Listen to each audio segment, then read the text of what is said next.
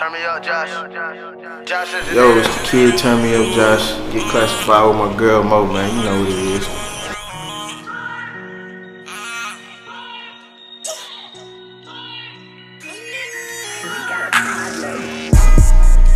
Day or 100 night, the city going crazy. But I still got love for my city, cause this is a nigga, it made me. I can't trust none of these bitches, cause some of these bitches is shady. They touch your stomach with pistol, you get to acting fugazi. They kill my brother, so I'm finna stack a meal for all it. It's your girl MoClassified. We starting off season 2 with a very special guest. Oh, yeah. For those who don't know, please introduce yourself. Josh Samuel, aka Turn Me Up Josh, you know. All that good stuff. All that good stuff. Yeah, all that good stuff. Please, you know, give us some credentials. Give us the rundown. Tell us who you're working with. All of that. Alright, first off, a lot of people know me for working with the Migos, Zaytoven, Gucci, Waka Flocka, K Count, Sorry the Kid. Let's see who else. So many names. Right, definitely. Lil Boosie. Okay.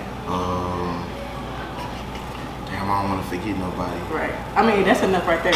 Yeah, a lot of they should be people, impressed. man. It's a blessing though. But yeah. Okay. And then, so of course, I know you from PV, Preview, definitely. So you was trying to do your education thing. Yeah. Then you dropped out to do the full-time producer thing. Yeah. What triggered that? What was the decision that was like, hey, I'm going hard, full, 100%? Really, what it was is I'm so used to people like growing up. People didn't really believe in what I had going on. Like, I was always the underdog in everything I did. So my mama always told me that, you know, faith is greater than money, like having favor, God's favor. So I just, you know, I wanted to take a chance. I feel like I ain't had nothing to lose. So I was like, you know, forget it. Right. Shit, I'm gonna put it all on the line. Right. I'm sure I can always come back home. That's always been my mindset. I can always come back to square one. Right. So yeah. Okay, and then how was that transition from dropping out of school to going to Atlanta? Man, was you homeless at times? Tell us all that. Man, you know what? I had dropped out of school, and I dropped out of school with, I think it was 12 semester. In 2013, I started working at Walmart overnight. My mama was in my ear every night. I was broke. Houston or Atlanta? Houston. Okay. Yeah.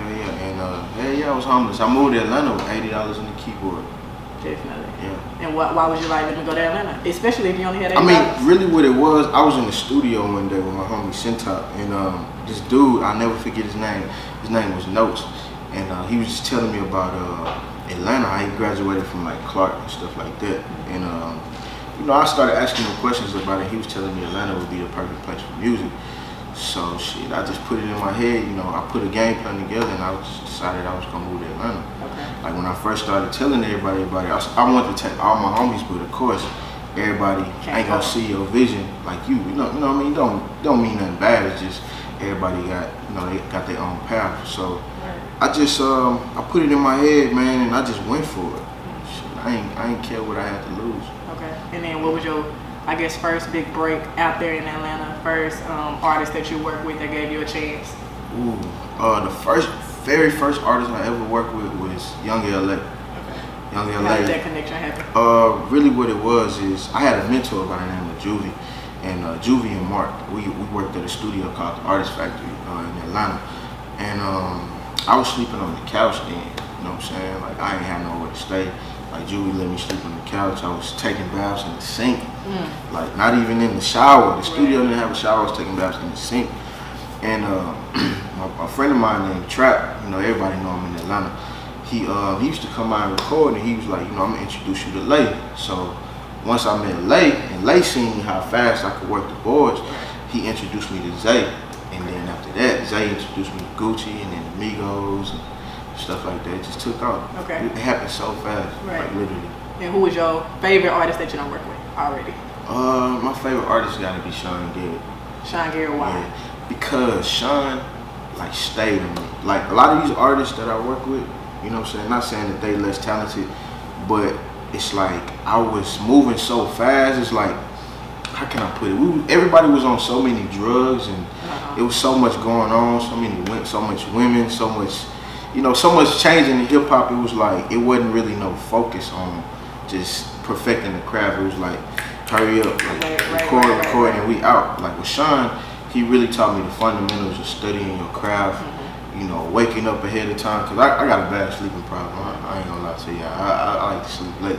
And Sean stayed on me about that. He stayed on me about business etiquette, being on time. You know, just common sense. Yeah. Just Sean stayed on me. Sean, I feel like Sean brought the best out of me. Right. Every artist that I work with, Sean stayed on me about every little thing. That's what's up. And I used to be so mad. I used to wake up like, oh my God.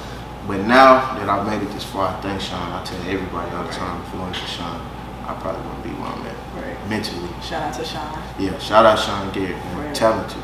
Okay, and then somebody that you haven't worked with, that you definitely know you want to work with, you need to work with before it's all said and done? I definitely got to say Jay-Z, Kanye West. Of course. Yeah, I know that's cliche, but Kanye was like my favorite producer. Right. Like, I love Kanye's attitude. Like his swag too. So you like Kanye the producer or Kanye the rapper better? I like both, really. Both? You gotta pick one. I say Kanye the rapper. Okay, because of that attitude. Yeah, the attitude. Yeah, I like that. You know what I'm saying? Assurance. Definitely. And let me see, who else would I like to work with? I haven't worked with. Right. I know it's somebody that you hear on the radio, you listen to that music, and you like, I got to make a beat for them. Trying to think who I want to work with. I say Rick Ross. Okay. I ain't never really just hands-on work with Rick Ross. Diplo. I wouldn't mind working with Diplo. Of course, Dr. Dre. Oh yeah, that would be Dr. Dre for sure. Okay. So yeah. Well, you out here in LA now. Yeah, I know. I'm just waiting on that phone call. Right. You know, everybody in LA tell you they connected with this person. Nobody. You gotta put in that legwork. Right.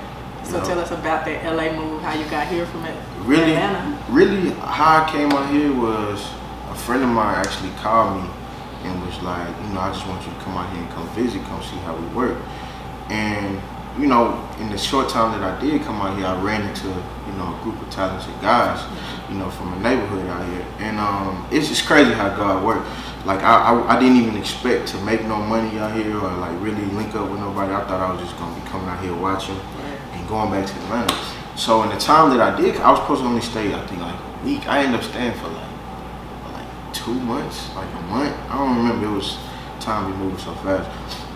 And I linked up with them, and, man, we just been rocking ever since. Like, I'm talking about every day, like, tough. That's what's up.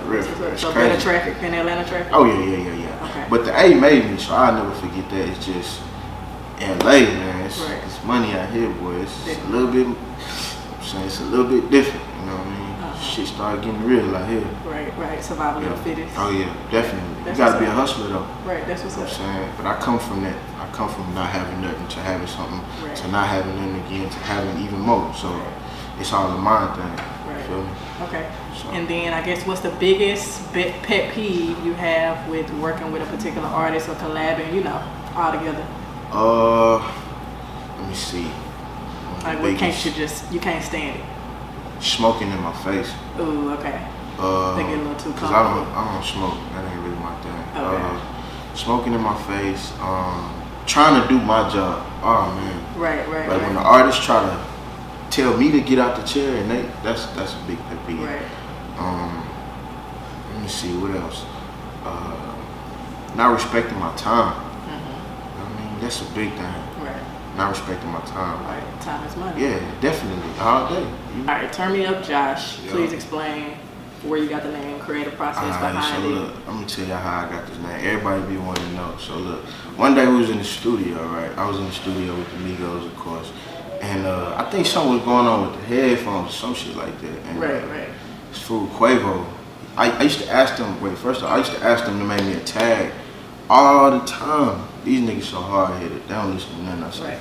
But anyways, they'll never do it. So I think something was going on with the headphones or the mic or something like that. And I think somehow the beat stopped playing when I pressed record. And Quavo was like, Turn Me Up Josh. Right. And then somehow I got him to say the little Josh Engineering part at the end. And I just took that and I put it together and I made it into something. Right. So you wasn't nobody before Turn Me Up Josh? You was I was just Josh. Everybody was just calling me Josh, Slow Money, you know what I'm saying, or just Lil Josh, whatever. So I just took that and I turned it into something myself. Okay. I got something that you wasn't prepared for. Tell me about an artist that before you met them, you know, I wouldn't say you disliked them, but you know, you wasn't even paying attention. But then when you met them, you had a whole new respect for them. Ooh, that's a good one. Let me see. I'm trying to think. Right, out of the whole rundown you gave me. And then you might not have even made a beat for him. You just met him, you know, personally. Honestly, I'm gonna say Sean Gary once again, because like I always been a fan of his work, but I never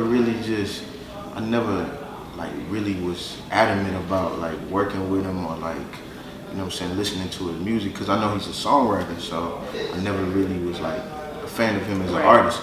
But like once I met him, and shout out to London on the track too, because if it wasn't for London will introduce me to Sean. And boom, boom, boom, boom. Definitely. But like I say, Sean took my career to a whole nother level, man. Just mentally, physically, everything. Like Sean's like big influence. Shout out to Sean. That's two shout outs to Sean. Once in the again, same interview. Sean, my boy. Okay, explain your creative process when you get in the studio. What you need to, you know, get it rolling. To be honest, I have a bad attention span, so a lot of people know that. So really, when I'm in the studio, sometimes it might take me, you know, extracurricular activities or whatever, or it might take me just like looking at. No, I don't smoke. Okay, what's extracurricular activity? You know, it might be women. You know what I'm saying? It might be the homies. It might be food. I like to eat. No drink? Nah, I don't drink. You don't? Nah, it's not really my thing. Let me see, what else? It might be motivation. Like I like cars and watches and stuff, material things. I know that's bad, but that just kind of would get me going a little bit. Different strokes for different folks? Of course. Okay, and then I guess what advice do you have for up and coming producers? You know, somebody that's getting it out the mud like you, dropped out of school. Really, what it is, it's all in your hustle. You know what I'm saying? Anybody could talk about something. Anybody could, you know, hate on somebody. Anybody could say they could do this better. Or I'm this, I'm that. It's all about your hustle. You feel me? Slow feet don't eat. You know what I'm saying? So you got to put yourself in positions to win. Like that's my main thing. I'm 24. Like I sacrificed everything from 20 up until now because I knew I was gonna get to this point. Like you got to be willing to go the limit that ain't nobody else gonna go. Like if people saying that, oh man, I tried sending him beats, he ain't gonna, well, you need to go up to him. Like I remember it was one time. I'm gonna tell this story. I remember this one time before I got on. I was a big Soulja Boy fan. I'm still am. Soulja my homie. And I think it was 2010. Like I told a lot of people this story, by the way. But I think it was 2010, and it was the car show in Houston. I remember it was Chris Brown, Bow Wow, Soulja, Marcus Manchild. There was a lot of people, you know what I'm saying? And this before anything. I think this was like my sophomore year at Prairie View. Okay, so you wasn't even hell no. I was broke. I was driving a 1998 Volkswagen Jetta. Okay. You know what I'm saying? I remember the transmission was kind of messed up. So anyway, make a long story short, what happened? So I found out Soulja was coming to the, you know, Soulja was my favorite rapper. Not just because of his lyrics, but just, you know, his hustle. That's what I'm into. The way he grinded, he put himself in a position to win. So and making money. Yeah, of course. So hey, let me get to the story. So what I did was, I told myself I need to find a way to get my music heard. This when I wanted to be an artist at the time. So I told myself I need to get my music heard. Like anybody, I know if I give him a CD, he gonna just throw that shit in the trash or anything like that. So what I did was, I did the unthinkable. I went and bought, I got my OP check. Everybody in college know what an OP check is. So I took my OP check, I got some shirts made, I had went and bought me a brand new iPod, I bought me an iPhone, and I loaded that stuff up with none but my music. So I told myself I was gonna make this nigga listen to my music. I said I was gonna sneak backstage and I was gonna play it for this fool. So what I did was, man, come time for the car show, I think I woke up at like 6 in the morning. And my mom, she kept texting me like, if your ass get locked up, don't call me, I'm not coming to get you. So I get down to the car show and I sneak in, but I sneak in on the wrong side. Shit crazy. So when I sneak in and I finally realized I'm on the wrong side, I had to pay What's the to wrong get in. side? Like when I snuck in, I was like on the opposite side of the glass window. Like, Okay, gotcha. so I'm thinking I'm in, but I'm seeing all the other cars on the other side. So Right. I wasn't really paying attention to my adrenaline rushing and everything like that. So, you know, if it weren't for the janitor lady, I wouldn't have known that I was on the wrong side. So she finally told me I got to pay to get in. Need I remind you, I had spent all my money trying to get my, my promo package. Right. So I had like $30 to my name, right? So I get to the ticket office, they tell me it's cash only. So I had my card, it's $30. The ticket was like $20, and of course it's like $4 fees when you're down there. So I ain't even have no food, and it's like I sneak backstage. I had to wait like 4 hours just to realize I was on the wrong side. So I'm starving, my stomach touching my back, but I'm really adamant about this. Like I really believe it's gonna happen. Right. So long story short, I pay to get in or whatever, and once I get in, it's crazy how God works. I told Brian from Day 26 is my cousin. So I tell Brian, I'm like, yo, Brian, I'm trying to get backstage or whatever. He look at me and he can see the hunger in my eyes, and he tell me like, because you ain't even got to sneak backstage.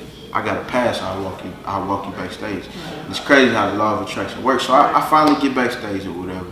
And I'm seeing all these faces, Ray J, Slim Thug, et cetera, et cetera. So Soldier finally walk in, and when he walks in, of course, it's another roadblock. So his bodyguard come pushing me out the way. So when his bodyguard pushed me out the way, he's like, man, we not listening to no music. We on a short time. We don't have time for that. So long story short, Soldier performed. He gets off the stage, and I think he was walking outside. So I followed this fool outside to his tour bus. I tried to walk on Soldier's tour bus, and if you ask him, he'll still tell you to this day. We laughed about it like a few months ago. But Big E or whatever. Shout out Big E.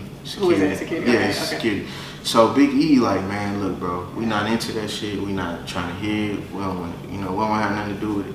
So I just started playing my music for Soldier, man. Like I was so embarrassed, right. But I was so hungry to get on. So you was playing it on what? Yeah, I was playing on my music, like. But I'm saying on what? On like some I was on. I had an iHome. This was like iHomes was like the shit back then. Okay. So to some of the Soldier end up getting on this tour bus. I hop in front of the tour bus with my music, like thirsting to get on. You feel me? And the nigga like hit a U-turn or whatever. But thank God for his brother. Right. His brother Lil 100 who kept the relationship tight with me and Soldier. And, more to the story is you just got to be willing to go beyond. You can't care about what people have to say. So many producers and so many artists, I noticed that they care about what people they care. You can't cheat the struggle. You have to understand. That's what made me. If I didn't go through that, I wouldn't be where I'm at right now, because I still be on edges, like worrying about what this person gonna say, worrying about this. You gotta put it all on the line. Right? If you really believe that you the best, if you really feel like you can do it, you gotta put it all on the line. You can't be afraid of rejection. It's just like talking to a female. The worst thing she can say is no. Right. You know what I'm saying? Hell no, fucking no, all that. You know what I'm saying? You gotta just roll with the punches. Definitely. So other than being fearless, what would you say is other characteristics or things that's necessary to get as far as you are? Master your craft. Every day, I was working. Every day, sun up, sun down. Every day I was working. I didn't make no excuses. I get distracted easily, I will say that. But for the most part, I was working every day. I remember them days like it was yesterday. I had to budget my money because I was making like $40 a week when I was interning at the studio. And just connecting the dots, man. You can't be afraid to open up your mouth. You got to get out here and touch the people. Because if you don't believe in yourself, other people ain't gonna believe in you. You know what I'm saying? So I have to sell. I had to sell myself. That's one thing I've always been good at. Is making people see my potential. Okay. You know what I'm saying? So lastly, I guess, when did you realize you was really a big deal? You was really out here? I started realizing I was a big deal when I got my first phone call from a label. I think it was Jeff Vaughn, the A&R, who gave me my first opportunity. I think I did a record with Rich Homie Coin and Plies. It never came out, but I still got paid for it. So that's kind of when I realized, and my phone started ringing, different people wanted me to pull up, engineer, and do this, that, and the third. So, like after Versace, like my name just like took off. Like it was crazy. I was getting phone calls every day. They were. So yeah, big shout out to Zaytoven for that, because Zay really put me on. Like Zay, P, Coach K, all of them over there. the QC. Right. Yeah.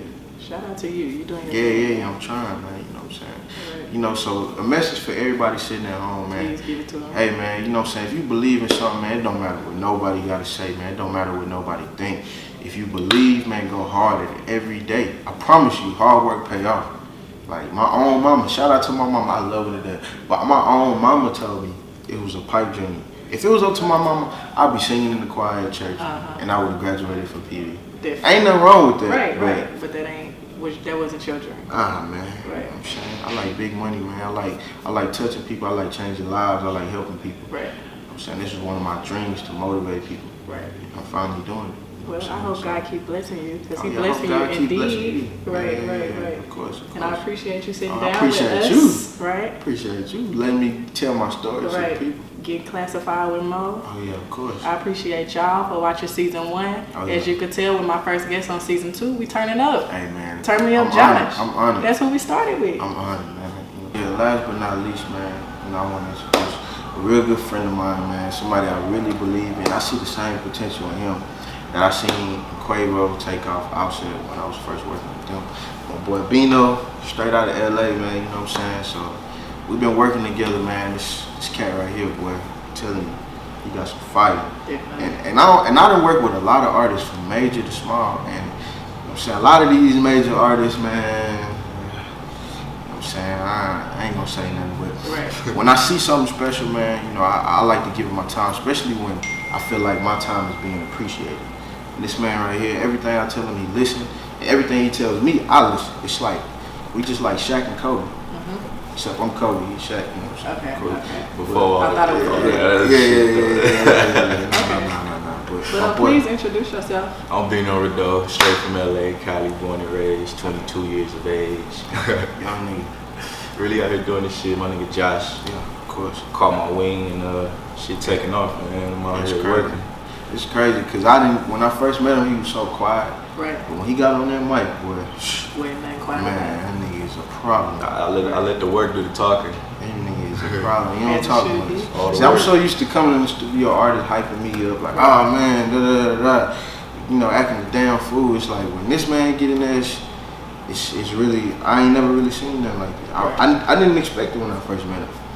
But I thank God I met him, because we finna do some big things. We finna take over LA. Right. It's crazy. So can I ask you, I guess, what do you feel like you're bringing to the table that nobody else is? Bro, I'm bringing back that feeling, that age of music where everything just made you feel like you needed music. Right. You know what I'm saying? Music was a big part of everything. Right. You feel me? I just want it to feel good. I want to bring the vibes out of people. Every emotion. Gotta do that. I like it. Sounds good. Yeah, we working towards perfection. All right. We ain't half-ass doing nothing. You see what I'm saying? And when can we expect something? Soon. We got an EP with Johnny Cinco from the drop. Crazy. Shout out my nigga 5. You know what I'm saying? We got the video 100 Days, 100 Nights. You can go check that out right here. Right. Definitely. That's classified information for you guys. We working, man. You know what I'm saying? Young niggas trying to get it, man. You see what I'm saying? I'm not trying to be 30 years old, you feel me, sacking groceries. No disrespect to nobody that's doing that, you feel me? If that's your hustle, get it in. But if we got, you know, my daddy always told me, success is free. Right. So, you know what I'm saying? Why accept failure? Why not? We in the land, we in America, there's no excuses. Right. So I'm saying, every day you're supposed to work towards something new. Right. And then the fact that y'all ain't working for nobody. Exactly. We can't do that. I respect that, definitely, Nah, we can't do that. Right. You know what I'm saying? But you gotta crawl before you can walk though. So it take you working for somebody else to learn how to work for yourself. You can't just see it. That's another thing. Everybody wants to be a boss, but don't nobody want to learn how to be a boss. Right. You see what I'm saying? There's rules to it. You can't just, oh, I'm a boss. Right. It's about being a boss is a mental. It's not about how much money you got. It's not how many women you got. It's not about your material. It's a mindset. You have to. Bosses make boss decisions.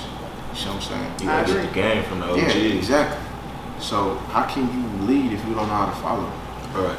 Yo, what's up? It's your boy Bino Rideau, and right now you getting classified with Mo. Most of my brother playing ball in the field like the Patriots. They say they pray for my city, cause my city getting too